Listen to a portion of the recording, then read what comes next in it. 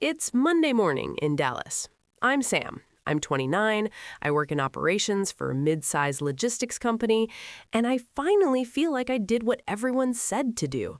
I got the degree. I climbed into a real job. My salary is $78,000 a year. On paper, that's not struggling. That's the kind of number that's supposed to mean breathing room. But I'm sitting in my car outside an apartment complex that smells like fresh paint and new beginnings, staring at the leasing office email on my phone. Application approved. Additional deposit required, $2,400. Not because I missed rent, not because I have an eviction, not because I'm irresponsible, because a 3-digit number decided I'm high risk. I do what most people do in that moment. I check my banking app, do the mental math, and feel that familiar punch of shame. I can afford the monthly rent. I can't afford being treated like a liability. Across town, Maya is a nurse, 34, steady income, never missed a car payment. She walks into a dealership to trade in her old vehicle because the repairs are stacking up. The salesperson is polite until the screen updates. Then it changes. The tone shifts, the offer shifts, the interest rate jumps. The monthly payment goes from manageable to how is that even legal? Maya asks what happened. The guy shrugs, points at the screen, and says the quiet part out loud. It's your credit. Maya leaves feeling like she's being punished for something she didn't even do on purpose, like she walked into a courtroom without knowing there was a trial. And somewhere in Phoenix, Daniel, 41, makes $110,000 a year and still feels one emergency away from a cliff. He's not buying yachts. He's buying groceries, insurance, daycare, and interest. He opens an email from a credit card company offering a pre-approved limit increase. It reads like a reward, but the fine print is a trap door. The system isn't asking if his life can handle more debt, it's asking if his score can. None of us are broke in the way people imagine broke. We're employed, we're functioning, we're doing the adult version of keeping it together. But the moment we try to move, rent a better place, finance a safer car, lower a rate, get a mortgage, the same invisible gate appears, the same 3-digit verdict. And it feels personal, like the system is looking you in the face and saying, you don't get to level up. Here's the paradox. We make decent money and we still feel trapped. We do what we're told and we still get punished. We're fine on paper and suffocating in real life. That's the part that makes people feel crazy, because the story we've all been sold is simple. Earn more, stress less. But in modern America, income can rise while freedom shrinks. So the real question isn't, why can't I get ahead? The real question is, why does a score decide how expensive your life is allowed to be? There's a structural explanation for this, and most people never hear it clearly because it's easier to blame individuals than examine systems. This isn't a lecture about budgeting. This isn't a morality play about responsible adults. This is about a mechanism, quiet, normalized, and incredibly profitable, that turns ordinary working lives into a treadmill.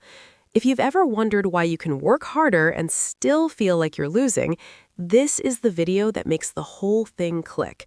A lot of things are about to line up. I'm not here to pretend I'm above it. I've watched smart people with strong incomes get squeezed by the same rules.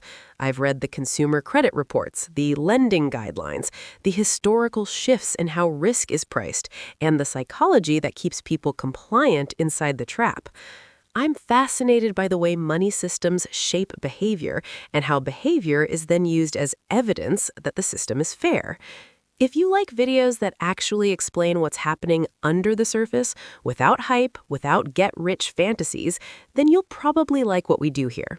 If you want more of this kind of breakdown, you can hit like and subscribe while we go through it, because this channel is built to challenge the default story Americans are told about money. Let's name it. The credit score trap.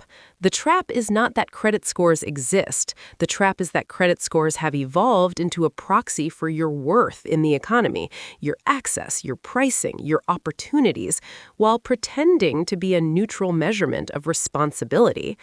Modern credit scoring, broadly speaking, grew into mainstream lending decisions over the late 19th century and then became deeply embedded once financial products exploded. Cards, auto loans, mortgages, student loans, BNLY, consumer financing. The score became a universal language for risk. And once something becomes a universal language, it becomes power. Because the score doesn't just describe your behavior, it shapes it. It creates a world where you must borrow to prove you can borrow, and you must maintain debt to be seen as stable. Go back a few decades, and life was expensive, but the ratios were different. The fixed costs that define survival today, housing, healthcare, insurance, education, childcare, have inflated faster than wages for many households. The key difference isn't that people were morally superior in the past. The difference is that the average person had more margin. When margin exists, one mistake doesn't become a catastrophe. When margin disappears, the system doesn't need to attack you.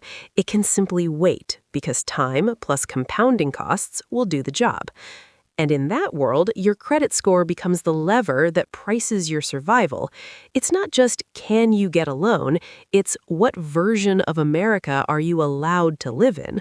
One version has lower interest, lower deposits, better housing options, cheaper insurance, and fewer fees. The other version has higher rates, larger deposits, more rejections, and constant friction. Same city, same job title, completely different cost of living because a score decided your price. Let's do simple math, the kind nobody does when they're signing forms in an office chair. Say you earn $78,000 a year. That's $6,500 gross. Looks fine. Now, subtract federal taxes, state taxes if applicable, Social Security, Medicare, benefits, maybe a 401k contribution because you're trying to be responsible. Suddenly, $6,500 becomes what? Maybe $4,600 to $5,000 net, depending on the state and deductions. Now, layer in fixed costs. Rent at $2,100, car payment at $480, insurance at $180, health premiums and out-of-pocket at $250 to $400, utilities $200, phone $70, groceries $500 to $700, gas $150, basic subscriptions $50. We're not even at fun. We're at survival. And you're easily at $4,000 to $4,500 before you breathe. Now watch what the credit score does. If your score is strong, maybe your auto loan is 6%. If it's weaker, maybe it's 12 or 16%. On a $25,000 financed car, that difference can be hundreds per month. Add insurance pricing, which in some cases also correlates with credit-based factors. Add deposits for utilities. Add higher interest on revolving credit. Add the inability to refinance. These aren't moral judgments, they're pricing decisions. The system doesn't need you to fail, it just needs you to pay more. Over years, paying more becomes your entire margin. Here's the punchline math.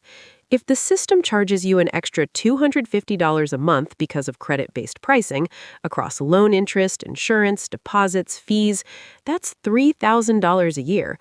Over 5 years, $15,000. Over a decade, $30,000. Not because you lived extravagantly, because your life was priced at a higher tier.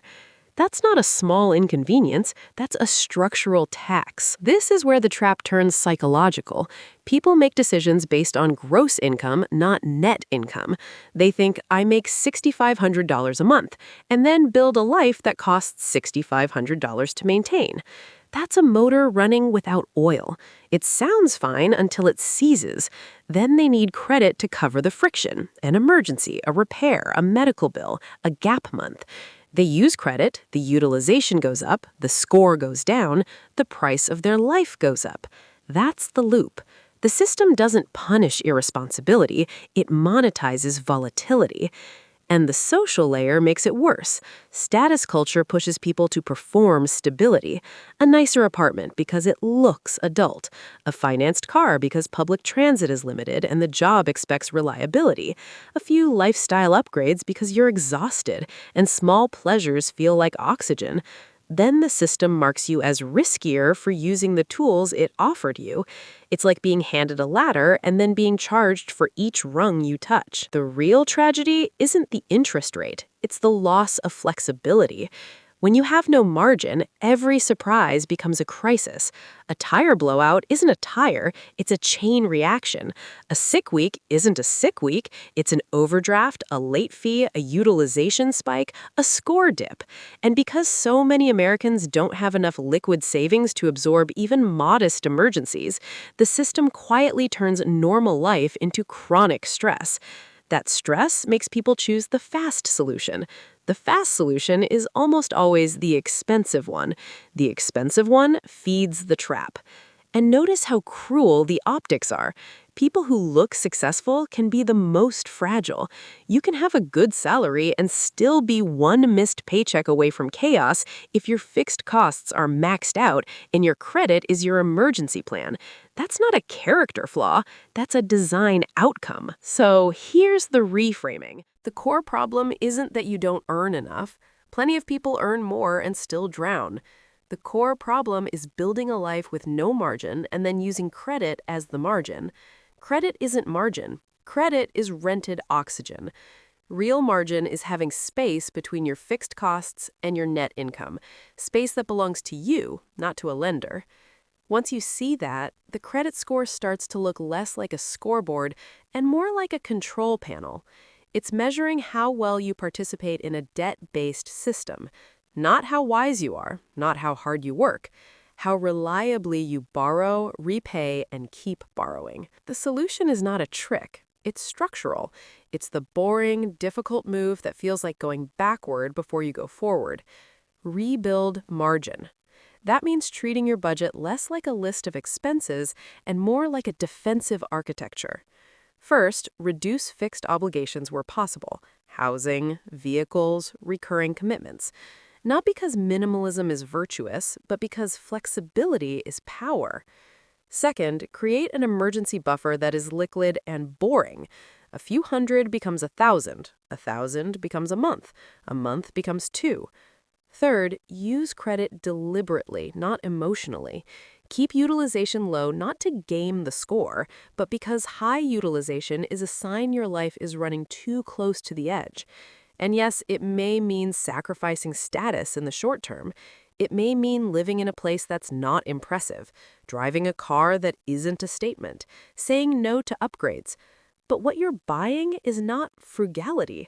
You're buying sovereignty, less dependence on the system's pricing moods. Picture what changes when margin exists. A surprise bill doesn't send you into panic. You stop making fear-based decisions. You can shop for insurance without desperation. You can refinance when rates shift. You can move apartments without a deposit destroying you. You can take a risk, switch jobs, learn a skill, start a small side income because you're not trapped in a monthly life or death cycle. And here's the quiet miracle. Once margin exists, your credit score often improves as a side effect. Not because you worship the score, but because you stopped needing debt to survive. The system reads that as stability, but the difference is you're stable because you built a foundation, not because you performed for an algorithm. The harsh truth is that America has two economies living inside the same streets. One economy is priced for people with strong credit, cheap money, low friction, more options. The other is priced for everyone else: expensive money, constant friction, fewer exits. And the credit score is the border checkpoint between them. That's the trap. You can work hard and still be charged as if you're irresponsible because the system isn't measuring your character. It's measuring your position inside its machine. The question worth sitting with is this: are you building a life that looks stable or a life that is stable? Because appearance is easy to finance. Real safety is harder, and the system would prefer you confuse the two.